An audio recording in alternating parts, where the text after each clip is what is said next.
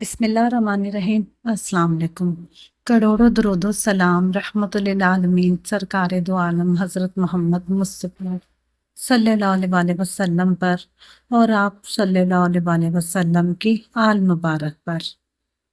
رسول اللہ صلی اللہ علیہ وآلہ وسلم نے ارشاد فرمایا، اللہ تعالیٰ کے لیے بعض لوگ ایسے ہیں جیسے کسی کے گھر کے خاص لوگ ہوتے ہیں۔